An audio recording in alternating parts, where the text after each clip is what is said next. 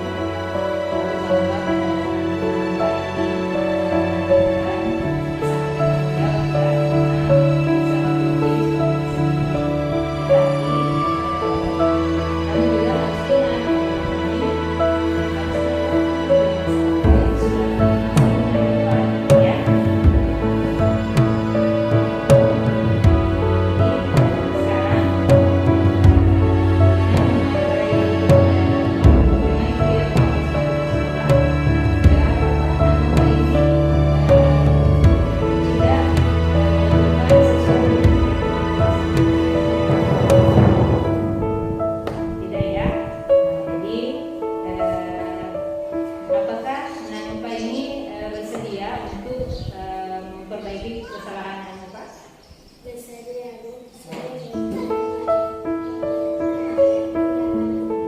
bagus ya.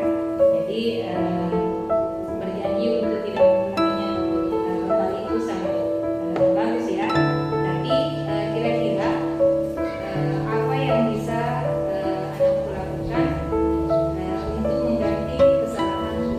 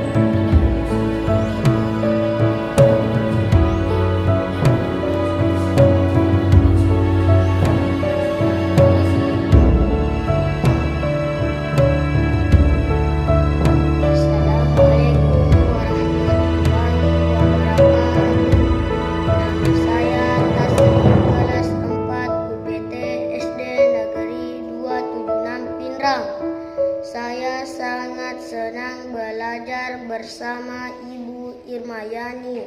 Selama ini kami selalu diberikan pembelajaran yang menyenangkan. Bahkan kami tidak hanya belajar di dalam kelas saja, tetapi kami juga sering diajak belajar di luar kelas. Ibu Irmayani tidak pernah lagi menghukum kami kalau kami melakukan kesalahan, tetapi kami dituntun agar kami menemukan sendiri cara untuk menyelesaikan permasalahan yang kami perbuat. Terima kasih Ibu guruku, semoga ilmu yang telah Ibu berikan bisa bermanfaat untuk kami demi mencapai cita-cita yang kami inginkan di masa depan. Amin. Assalamualaikum warahmatullahi wabarakatuh.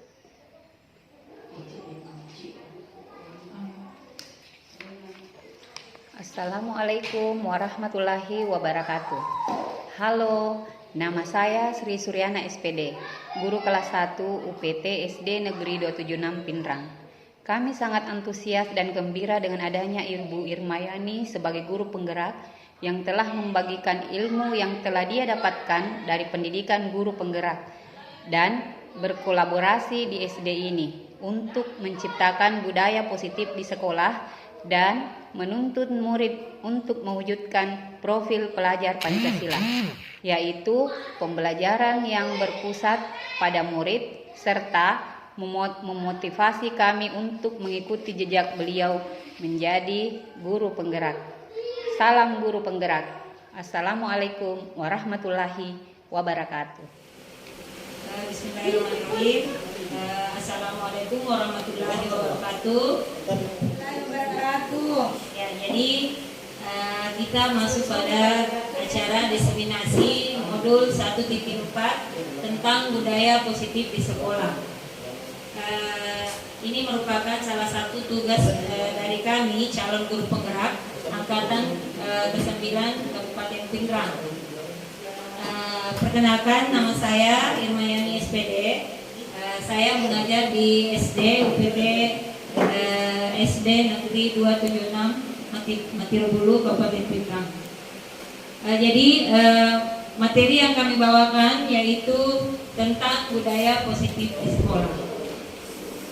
Konsep inti dari budaya positif sekolah yaitu yang pertama disiplin positif, kemudian nilai-nilai kebajikan, teori motivasi perilaku manusia, hukuman dan penghargaan, keyakinan kelas, Kemudian kebutuhan dasar manusia, 5 posisi kontrol dan segitiga restitusi. Ya, kita masuk pada materi pertama, yaitu tentang disiplin positif. Ya, tapi sebelumnya, sebelum kita memasuki materi awal, saya akan mengajak Bapak Ibu sekalian untuk melakukan permainan. Ya, di sini aturannya, kegiatan yang akan kita lakukan dalam permainan itu adalah jadi permainannya disebut permainan cobalah buka. Ya, jadi aturannya yaitu yang pertama, Bapak Ibu sekalian harus mencari pasangan. Jadi dilakukan oleh 2 orang secara berpasangan. Kemudian 2 orang tersebut, orang pertama menjadi orang sebagai si A, dan orang kedua disebut si B. Si A mengepal salah satu tangannya dan membayangkan telah menyimpan sesuatu yang sangat berharga di tangannya dan menjaga benda tersebut karena begitu pentingnya untuk kehidupan. Dan si B mencoba dengan segala cara untuk membuka kepalan tangan dari si A tadi. Ya, jadi si B boleh menggunakan cara, yaitu apakah dia membujuk, kemudian menghardik, bahkan memarahi, atau menggoda si A agar dapat membuka tangannya.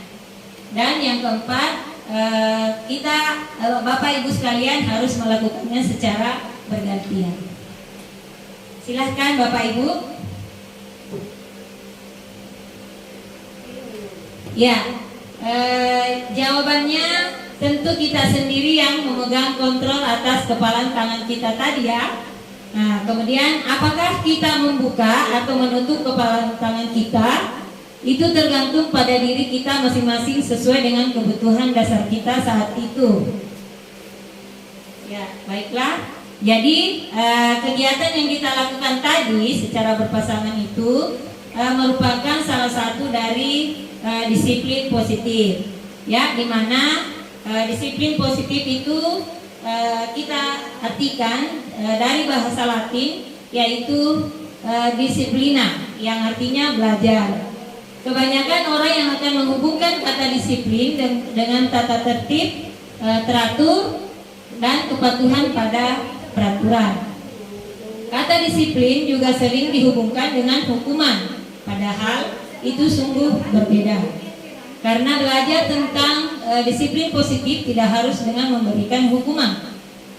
Justru itu adalah salah satu alternatif terakhir, dan kalau perlu tidak digunakan sama sekali. Ya, kita lanjut pada materi berikutnya, yaitu tentang nilai-nilai kebajikan universal. Ya, nilai-nilai kebajikan di sini ada beberapa poin ya. Yang pertama yaitu nilai-nilai kebajikan adalah sifat-sifat positif dari manusia yang merupakan tujuan mulia yang ingin dicapai setiap individu. Nilai-nilai tersebut bersifat universal dan lintas bahasa, suku bangsa, agama maupun latar belakang. Yang kedua, setiap perilaku atau perbuatan memiliki suatu tujuan. Itu menurut dari Dr. William Glasser pada teori kontrol pada tahun 1984. Kemudian yang ketiga, dengan mengaitkan nilai-nilai kebajikan yang diyakini seseorang, maka motivasi intrinsiknya akan terbangun sehingga menggerakkan motivasi dari dalam untuk dapat mencapai tujuan yang mulia yang diinginkan, menurut Diane dosen pada tahun 1908. Contoh dari nilai-nilai kebajikan institusi atau organisasi. Yang pertama, profil pelajar Pancasila yang mencakup beriman dan bertakwa pada Tuhan Yang Maha Esa, kemudian berakhlak mulia, berkebijakan global, gotong royong, mandiri, kreatif, dan bernalar kritis. Sedangkan pada IBO, Primary Years Program, mencakup toleransi, rasa hormat, integritas, mandiri, menghargai, antusias, empati, keingintahuan, kreativitas, kerjasama, percaya diri, dan komitmen. Kegiatan selanjutnya yaitu teori motivasi perilaku manusia.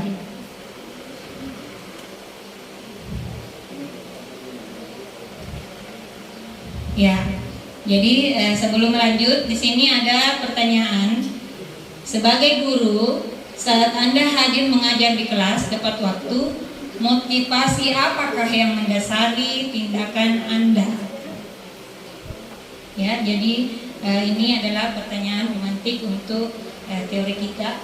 Jadi motivasi apa yang mendasari kalian hadir datang mengajar ke sekolah tepat waktu?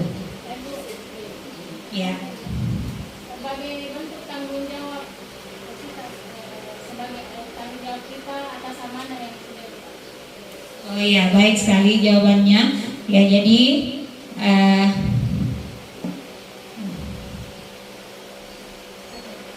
jadi di sini menurut Jan Negosen, teori motivasi perilaku manusia itu ada 3 ya. Jadi yang pertama, untuk menghindari ketidaknyamanan atau hukuman. Nah, di sini pertanyaan yang bisa kita berikan yaitu apa yang akan terjadi apabila saya tidak melakukannya.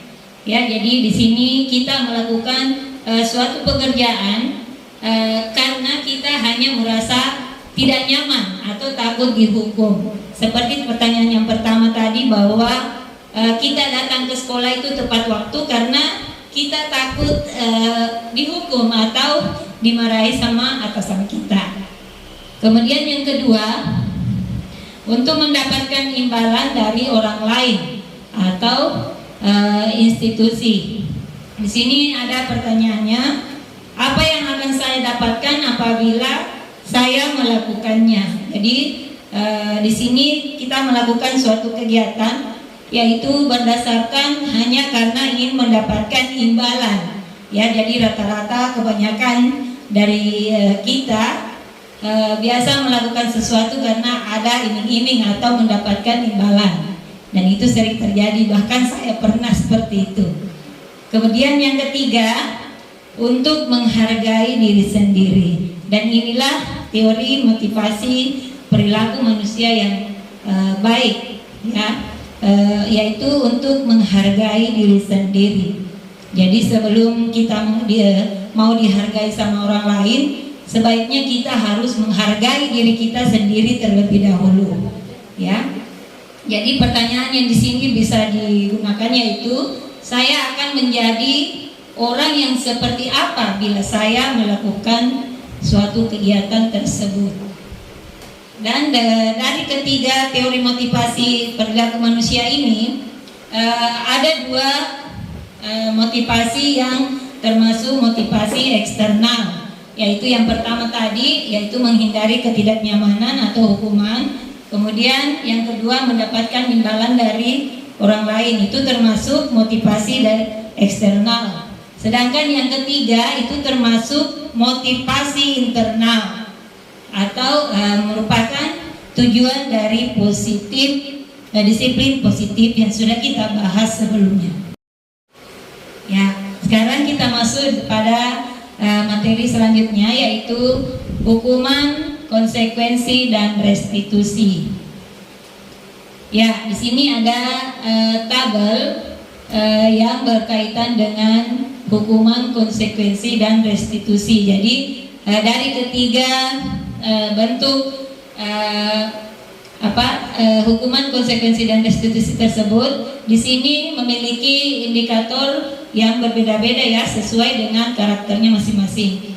Dari segi identitas hukuman itu nanti hasilnya merupakan sifat negatif atau bersifat negatif. Kemudian konsekuensi dan restitusi itu merupakan identitas yang sukses dan memiliki hasil atau intinya yaitu konsekuensi merupakan bersifat netral, sedangkan restitusi itu bersifat positif. Dari segi hukuman di sini indikatornya yang pertama yang membedakan dari yang lain, yaitu sesuatu yang menyakitkan harus terjadi. Ya, jadi apabila kita melakukan suatu hukuman itu akan menyakitkan, yang sering terjadi. Contohnya, kalau kita memberikan hukuman misalnya anak-anak yang tidak terlambat datang ke sekolah, kemudian memberi hukuman lari keliling lapangan lah atau membersihkan WC, itu merupakan bisa menyakiti anak tersebut. Kemudian konsekuensi indikatornya yaitu sesuatu harus terjadi, hampir mirip dengan hukuman. Kemudian restitusi. Restitusi merupakan pilihan. Jadi kalau kita melakukan restitusi, itu ada pilihan untuk anak didik kita. Apa yang bisa dia lakukan, kemudian bagaimana cara menyelesaikan masalah yang telah dia buat. Yang kedua, tidak nyaman untuk murid atau anak untuk jangka waktu panjang. Ya, jadi hukuman itu akan membekas kepada murid kita dalam jangka waktu yang lama. Mungkin gurunya sudah lupa nanti untuk hukuman yang sudah dia berikan pada anak muridnya, tetapi anak murid tersebut akan selalu mengingat bahwa saya pernah dihukum oleh guru saya dalam jangka waktu yang lama. Kemudian pada poin konsekuensi, tidak nyaman untuk murid atau anak untuk dalam jangka waktu pendek. Jadi agak berbeda dengan hukuman, karena ini merupakan hasil kesepakatan dari guru dan peserta didik sendiri. Kemudian restitusi menguatkan untuk murid atau anak dalam jangka waktu panjang. Nah, jadi ini sisi positifnya dalam jangka waktu yang panjang. Jadi memberikan, selain tadi memberikan penyelesaian tersendiri untuk anak didik, membukakan jalan kepada anak untuk menyelesaikan sendiri masalah atau perbuatan yang sudah dia lakukan, dia selesaikan sendiri dari atas bimbingan kita. Kemudian yang ketiga, korban mendapatkan keadilan. Sedangkan pada poin konsekuensi, korban bisa diabaikan, dan restitusi, korban mendapatkan ganti.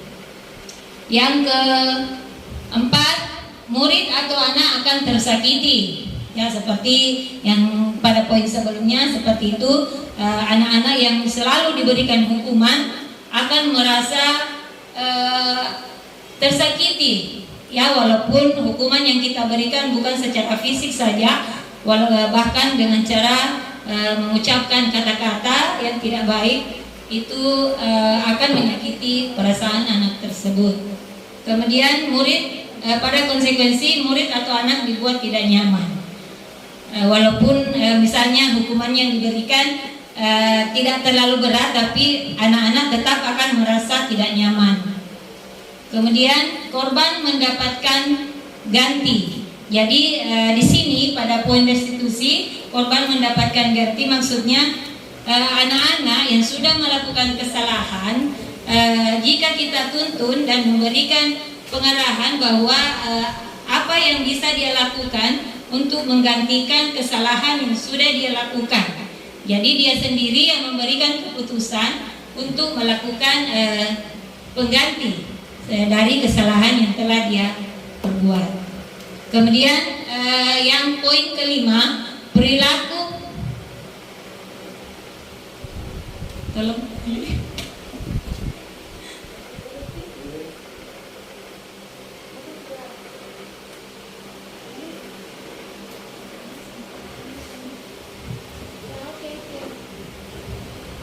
Ya. Saya lanjut ya. Jadi poin berikutnya yaitu perilaku pasif agresif meningkat, dan pada konsekuensi penguatan hanya bertahan dalam jangka waktu pendek. Kemudian pada restitusi masalah akan terpecahkan. Kemudian yang berikutnya, pada hukuman sistem tidak akan berjalan bila murid tidak takut. Kemudian pada konsekuensi memerlukan monitoring dan supervisi terus-menerus dari guru. Pada poin restitusi, murid belajar bertanggung jawab untuk perilakunya yang telah dia perbuat. Kemudian berlaku hanya pada sebuah institusi, tidak berlanjut pada kehidupan nyata. Dan pada poin konsekuensi, membantu penerapan mengikuti peraturan dalam masyarakat. Restitusi fokus pada pemecahan masalah dalam jangka waktu panjang.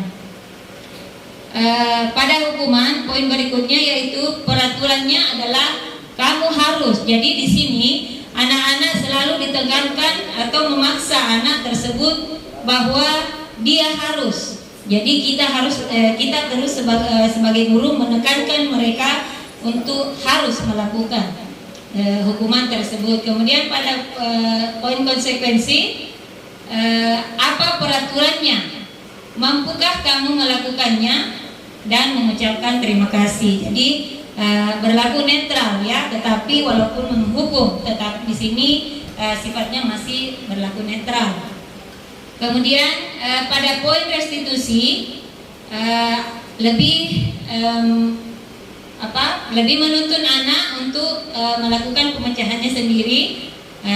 Apa yang kamu yakini, kemudian apa yang bisa kamu lakukan untuk memperbaiki masalah ini. Jadi kita memberikan peluang kepada anak didik kita untuk mencari solusinya sendiri untuk kesalahan yang telah diperbuat tadi. Kemudian poin terakhir, murid atau anak membenci peraturan. Jadi selama peraturan yang selalu kita berikan dan memberikan hukuman, maka anak tersebut akan merasa selalu dihakimi dan selalu ditekankan bahwa peraturannya harus terus dilaksanakan. Dan itu atas perintah ibu guru saja, tidak ada timbal balik dari murid kita. Sedangkan pada poin konsekuensi, murid atau anak menghormati peraturan. Jadi agak longgar sedikit ini dibanding dengan hukuman. Walaupun di poin konsekuensi itu anak tetap diberi hukuman, tetapi anak-anak akan lebih menghormati aturan yang sudah kita buat berdasarkan kesepakatan yang sudah atau keyakinan kelas yang sudah kita buat bersama. Sedangkan pada poin restitusi yang terakhir yaitu murid atau anak menghormati dirinya dan orang lain. Jadi pada poin restitusi di sini anak-anak tersebut yang sudah melakukan kesalahan dituntun seperti yang saya katakan tadi sebelumnya. Mereka dituntun kalau sudah melakukan kesalahan, kita tanyakan sesuai dengan keyakinan kelas yang dia sudah langgar. Kemudian mereka juga mencari sendiri solusi atau pemecahan masalah yang sesuai dengan kesalahan yang sudah dia buat.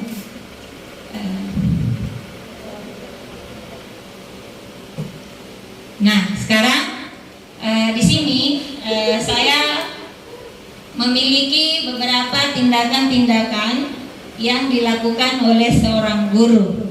Jadi di sini saya akan memberikan sticky note untuk Bapak Ibu sekalian untuk menuliskan apakah tindakan yang terdapat di layar tersebut merupakan hukuman atau konsekuensi sesuai dengan penjelasan yang saya sebutkan tadi.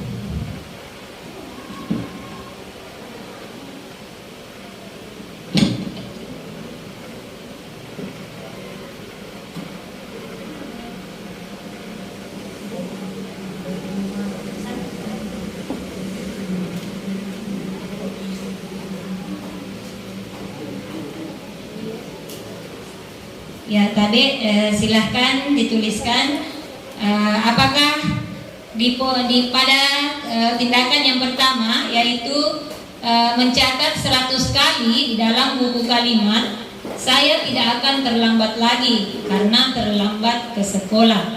Nah, apakah tindakan yang dilakukan guru ini termasuk hukuman atau konsekuensi? Jadi silahkan Bapak Ibu tuliskan, kemudian nanti bisa menempelkan ke papan di depan.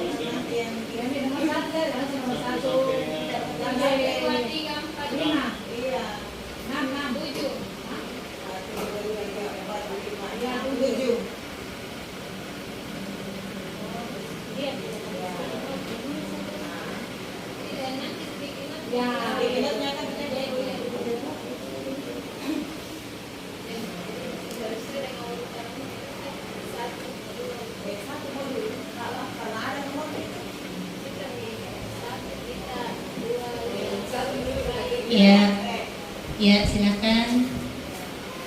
Ya, nomor 1 tadi.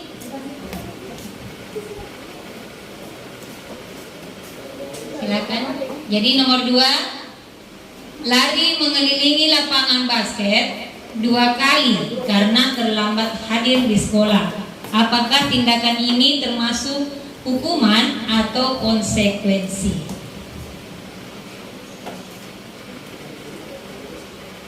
Yang ketiga, murid diminta untuk push up 15 kali karena tidak menggunakan masker ke sekolah.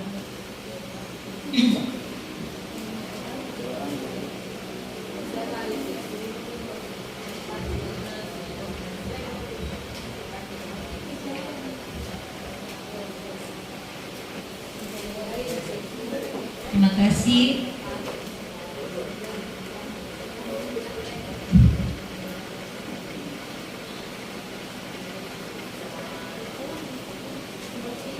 Ya, nomor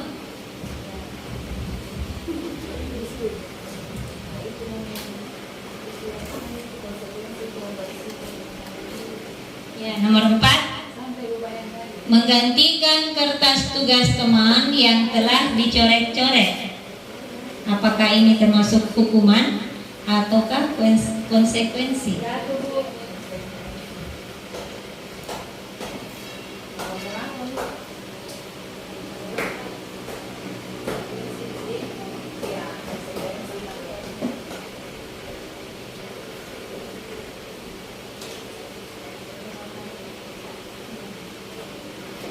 Yang kelima, membersihkan tumpahan air di meja tulis karena tersenggol pada saat belajar. Yang keenam, murid disuruh untuk mengenakan sepatu seharian di sekolah karena tidak mengenakan sepatu hitam. Dan yang ketujuh, lari mengelilingi lapangan basket 2 kali karena terlambat 10 menit untuk pelajaran PJOK.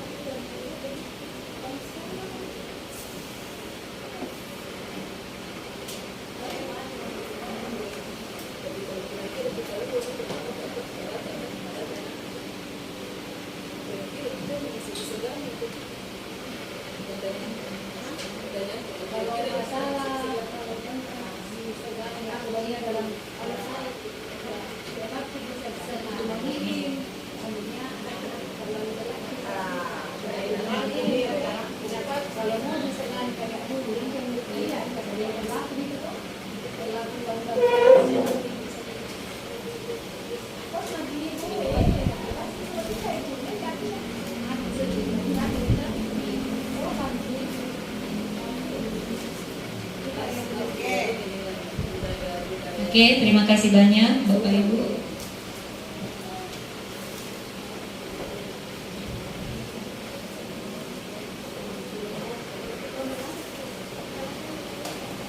Ya, terima kasih atas partisipasi dari Bapak Ibu sekalian. Jadi kita sudah menjawab di sini beberapa tindakan guru, apakah termasuk hukuman atau konsekuensi. Jadi kita cocokkan ya. Nah, sekarang kita lihat di sini pada tindakan yang pertama, mencatat 100 kali di dalam buku kalimat, saya tidak akan terlambat lagi karena terlambat ke sekolah. Nah, itu termasuk hukuman ya. Jadi rata-rata dari Bapak Ibu menjawab dengan benar ya. Kemudian yang kedua, lari mengelilingi lapangan basket 2 kali karena terlambat hadir di sekolah. Itu juga termasuk hukuman. Kemudian yang ketiga, murid diminta untuk push up 15 kali karena tidak menggunakan masker ke sekolah. Itu juga termasuk hukuman. Dan Bapak Ibu, ada yang menjawab konsekuensi juga ya. Jadi jawabannya yang benar adalah hukuman ya. Kemudian yang keempat, menggantikan kertas tugas teman yang telah dicoret-coret. Itu termasuk konsekuensi. Kenapa dikatakan konsekuensi? Karena dia sudah berusaha untuk memperbaiki kesalahannya. Yang tadinya dia mencoret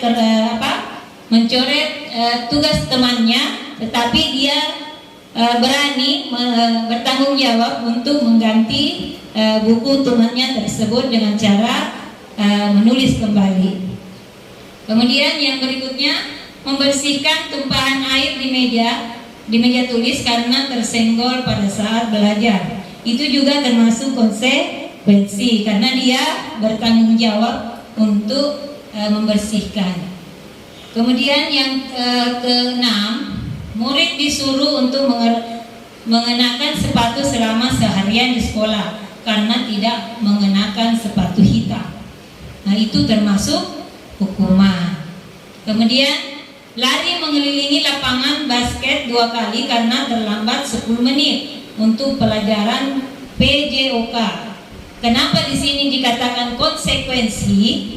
Karena lari itu tidak dikatakan hukuman karena ini pada pelajaran PJOK ya, karena sesuai dengan pelajarannya. Begitu Bapak Ibu. Kita lanjut. Nah, di sini kita lanjut pada materi berikutnya, yaitu dihukum oleh penghargaan. Jadi di dalam benak kita, apabila kita mendapatkan penghargaan, itu akan memberikan kita rasa bangga.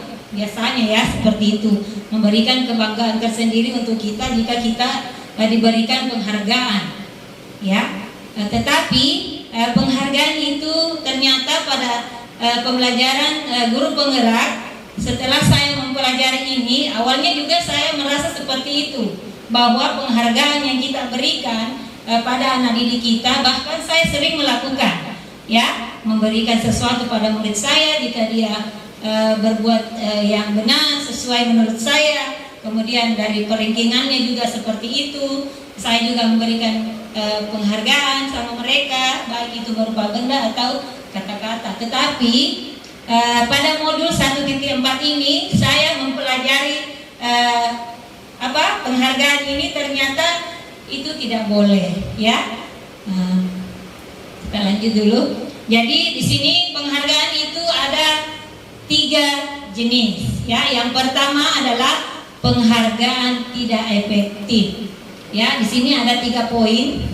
Yang pertama, suatu penghargaan adalah suatu benda atau peristiwa yang diinginkan, yang dibuat dengan persyaratan. Hanya jika Anda melakukan hal ini, maka Anda akan mendapatkan penghargaan yang diinginkan. Jadi anak-anak itu akan melakukan sesuatu jika dia nantinya akan diberikan penghargaan, bukan atas dasar kemauannya sendiri, ya seperti itu. Kemudian pada poin kedua, jika saya mengharapkan suatu penghargaan dan tidak mendapatkannya, maka saya akan kecewa sekali dan berkecil hati, serta kemungkinan lain kali saya tidak akan berusaha keras seperti sebelumnya. Ya, contohnya seperti kalau anak-anak yang biasanya kita berikan tugas, kemudian antusiasnya awalnya dia sangat bersemangat sekali untuk melakukan, tetapi pada ujung-ujungnya nanti kita memberikan penghargaan kepada mereka, tetapi hanya diberikan pada yang terbaik saja. Teman-temannya yang lain kita tidak berikan. Akhirnya anak-anak yang tidak kita berikan penghargaan nanti, inilah yang akan merasa tidak senang, tidak enak, karena hanya temannya saja yang terbaik yang diberikan. Dia tidak, tetapi pada awalnya sama-sama semangatnya, cuma pada akhirnya dia tidak bisa dia terkalahkan oleh temannya tersebut dan dia tidak diberikan penghargaan, maka anak tersebut akan merasa kecewa sekali dan berkecil hati. Kemudian yang ketiga, jika kita memberikan seseorang suatu penghargaan untuk melakukan sesuatu, maka kita harus terus-menerus memberikan penghargaan itu jika kita ingin orang tersebut meneruskan perilaku yang kita inginkan. Jadi penghargaan ini sebenarnya bisa kita berikan kepada anak didik kita, tetapi harus secara merata. Jangan sampai ada yang tersisihkan, ya, hanya beberapa orang saja yang diberikan, tetapi yang lain tidak. Walaupun nanti pemberiannya misalnya memberikan bintang, anak yang paling bagus kita berikan bintang 5 misalnya, 5 bintangnya. Yang di bawahnya lagi itu misalnya sampai 10 anak. Kalau murid kita banyak ya, tapi kebetulan di sekolah saya cuma 3 orang, jadi kegiatan seperti itu saya tidak lakukan karena anak murid saya cuma 3 orang. Jadi jika anak didik kita itu berjumlah banyak, bisa kita memberikan bintang yang banyak juga pada anak-anak yang kita anggap terbaik. Tetapi yang tidak terbaik atau yang sedang tidak seperti dengan temannya, kita berikan juga walaupun dengan jumlah yang tidak sama atau berbeda. Misalnya dikasih 4 bintang atau 3 bintang, ya, seperti itu. Yang kedua, penghargaan merusak hubungan. Jadi ini adalah bentuk penghargaan yang kedua, ya. Pada poin pertama di sini, ketika seorang diberi penghargaan atau dipuji di depan orang banyak, maka yang lain akan merasa iri. Dan sebagian dari mereka akan tidak menyukai orang yang diberikan penghargaan tersebut. Ya, contohnya dalam bentuk perankingan tadi. Ya, pada anak didik kita biasanya sebelumnya kita memberikan ranking pada anak didik kita yang kita anggap paling pintar atau paling bisa di dalam kelas kita. Tetapi anak yang di bawah dari ranking 1, ranking 2, ranking 3 dan seterusnya itu akan merasa paling kecewa. Kenapa? Karena dia merasa iri sama temannya yang ranking 1. Ya, kenapa saya tidak bisa? Nah, maka akan muncullah sifat-sifat seperti merasa iri, bahkan mungkin nanti bisa membenci temannya, ya, seperti itu. Kemudian yang kedua, jika seorang guru sering memberikan penghargaan kepada murid-muridnya, besar kemungkinan murid-muridnya termotivasi hanya untuk menyenangkan gurunya. Ya, mereka tidak akan bersikap jujur kepada guru tersebut. Nah, jadi anak-anak didik kita akan melakukan sesuatu itu hanya untuk menyenangkan hati kita. Ya, hanya untuk menyenangkan hati gurunya saja, bukan atas dasar kemauannya sendiri. Ya, seperti itu. Kemudian yang ketiga, penghargaan menciptakan persaingan di dalam kelas dan persaingan menciptakan kecemasan. Ya, jadi seperti itu tadi saya kembali bahwa anak-anak yang kita berikan penghargaan akan merasa cemas jika dia sudah semangat sekali melakukan, tetapi akhirnya dia tidak mendapatkan. Seperti itu, ya. Kemudian yang keempat, mereka yang percaya bahwa mereka tidak memiliki kesempatan untuk mendapatkan penghargaan akan berhenti mencoba. Dia akan berputus asa, ya. Nah, jadi kayak hilang semangatnya karena penghargaan yang tadinya dia harapkan dia tidak dapatkan karena tersaingi oleh temannya dan temannya itu lebih baik dari dia. Yang ketiga,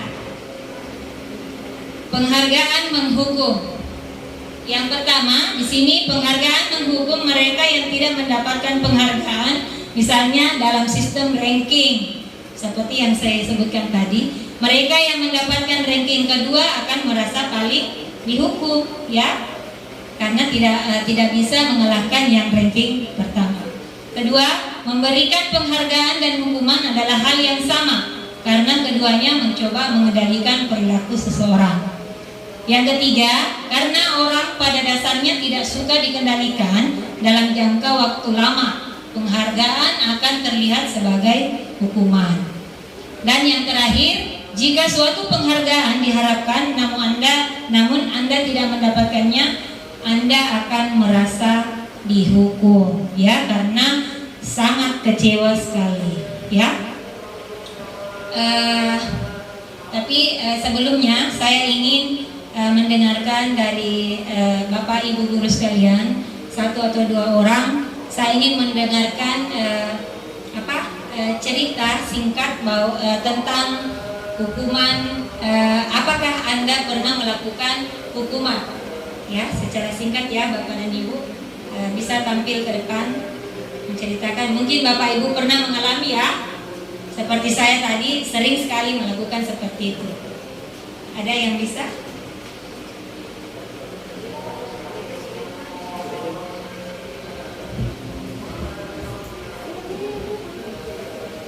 Bercerita saja Bapak Ibu di depan secara singkat tentang kegiatan yang pernah kita alami, yaitu menghukum siswa. Iya, silakan. Terima kasih. Assalamualaikum warahmatullahi wabarakatuh. Baiklah Bapak Ibu, terima kasih atas kesempatannya. Jadi saya sekarang itu mengajar kurang lebih 13 tahun. Kalau proses menghukum, mungkin itu adalah salah satu langkah pertama yang saya lakukan dalam mendisiplinkan anak. Jadi yang ingin saya ceritakan, jadi saya pernah ketika di tempat mengajar yang pertama itu, saya punya murid yang hiperaktif. Pokoknya kalau dalam kelas tidak bisa tenang. Jadi kalau ada tugas tidak jadi. Pekerjaannya hanya buat temannya menangis. Kalau temannya menangis, dia akan menunggu dihukum keluar. Dia tugaskan seperti itu. Jadi pada saat itu ketika saya lakukan seperti itu, setiap saya hukum keluar, dihukum keluar lagi, dia malah senang karena rumahnya dekat dari sekolah. Jadi akhirnya lama-lama saya ubah. Jadi siswa ini saya tidak biarkan lagi ketika dia tidak bisa berproses bersama temannya dalam kelas. Jadi saya berikan tugas, terserah kamu mau kerja di mana. Mau di bawah pohon, mau di depan kelas, terserah. Yang jelas yang ibu tahu, setelah jam pelajaran ini selesai, tugasnya juga harus selesai. Dan itu lumayan, walaupun saya perhatikan kadang itu bukunya ada di depan kelas, orangnya ada di atas pohon. Iya, kadang bukunya ada di bawah tiang bendera, dia entah ada di mana. Tapi jadi tugasnya. Jadi di sini saya ambil kesimpulan bahwa menghukum sebenarnya memang tidak efektif. Kadang hanya kita tidak tahu bagaimana cara menghadapinya. Terima kasih. Ya baik, terima kasih. Beri tepuk tangan dulu untuk Ibu Nirwana. Baik sekali. Jadi kita ambil kesimpulan bahwa menghukum itu sebenarnya tidak baik dilakukan ya. Kemudian penghargaan juga tidak baik untuk sering-sering kita lakukan. Baik Bapak Ibu, terima kasih untuk kesempatan yang diberikan hari ini. Saya akhiri dengan ucapan wabillahi taufik wal hidayah. Wassalamualaikum warahmatullahi wabarakatuh.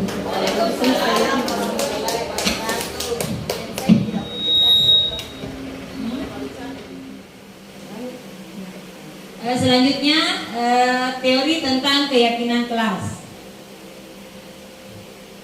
Ya, di mana keyakinan kelas di sini yaitu merupakan setiap tindakan atau perilaku yang kita lakukan di dalam kelas dapat menentukan terciptanya sebuah lingkungan positif. Perilaku warga kelas tersebut menjadi sebuah kebiasaan yang akhirnya membentuk sebuah budaya positif. Dalam mewujudkan perilaku warga sekolah yang memiliki budaya positif, hal pertama perlu diciptakan dan disepakati adalah membuat keyakinan-keyakinan atau prinsip-prinsip dasar bersama di antara para warga kelas untuk mendapatkan nilai-nilai kebajikan yang disepakati bersama.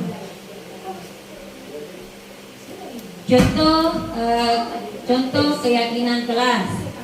ada beberapa di sini, yaitu yang pertama datang tepat waktu ya, kemudian ada menjaga kebersihan, kemudian saling menghormati dan menghargai. Ya, kita lanjut materi berikutnya tentang kebutuhan dasar manusia. Ya, jadi pada poin kebutuhan dasar manusia di sini ada 5. Yang pertama yaitu survival atau bertahan hidup. Yang kedua love and belonging atau kasih sayang. Yang ketiga power atau penguasaan. Yang keempat freedom atau kebebasan, dan yang kelima adalah fun atau kesenangan.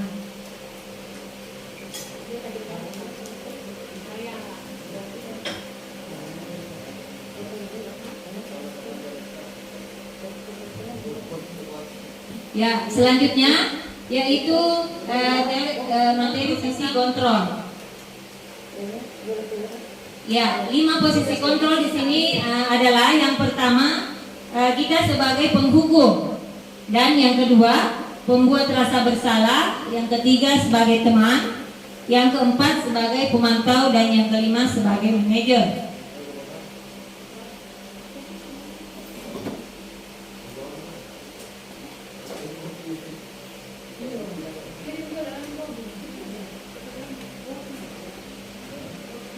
Ya, dari kegiatan yang dilakukan di sini ada sebuah pertanyaan, yaitu berada di posisi kontrol manakah, bapak atau ibu sekarang?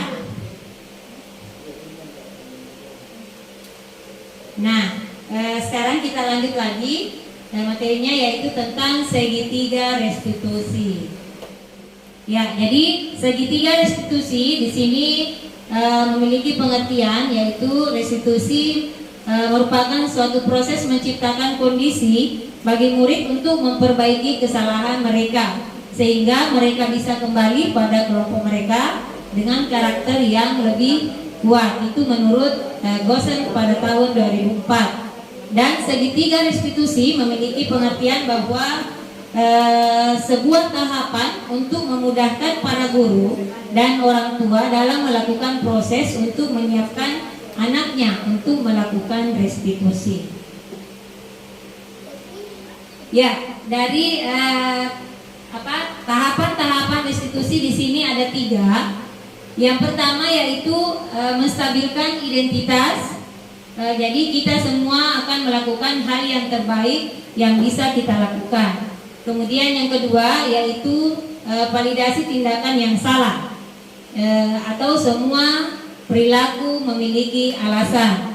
Yang ketiga, menayangkan keyakinan atau kita semua memiliki motivasi internal.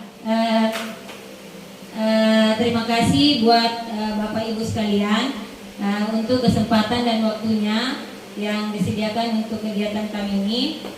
Jadi saya ucapkan terima kasih banyak, dan saya akhiri, wabillahi taufiq walhidayah. Wassalamualaikum warahmatullahi wabarakatuh.